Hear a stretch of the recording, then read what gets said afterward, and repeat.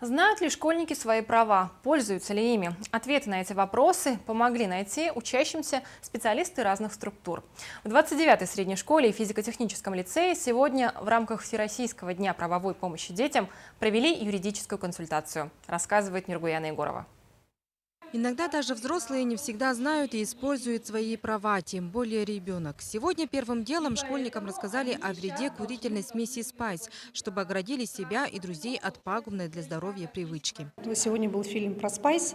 Очень много задают вопросов, как их продают, где их продают. То есть они не знают даже, как это выглядит. Посмотрели фильм, и у них очень много вопросов. Родители тоже сегодня были тоже разные вопросы юридического характера. Про налоги, про недвижимость, про трудовые свои права там, и так далее. В 29-й школе День правовой помощи проводится уже во второй раз. Вопросы были разные, начиная от прав детей на жилище, заканчивая оплатой налогов. Бывают у нас, к сожалению, конечно, случаи детей-инвалидов.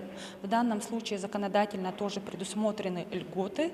И при предоставлении в налоговый орган заявления с определенным перечнем документов они также могут воспользоваться льготой и не платить налоги, либо уменьшить сумму налога. В акции приняли участие представители налоговой службы, прокуратуры города Якутска, управления Федеральной службы по контролю за оборотом наркотиков. Что мне делать, если вот вдруг мне скажут, что какой-то наркотик – это обычное благовоние, например? И мне сказали, что если я ее куплю, и даже если я потребую разрешения на него, если мне дадут разрешение, то оно может быть не настоящим, не подлинным. Я могу прийти к уголовной ответственности, то есть я буду уголовно наказуемая, даже если я не думала, что это наркотическое какое-то вещество. До этого, с сегодняшнего собрания, я, наверное, не все знал права. После того, как я пришел, я узнал больше прав.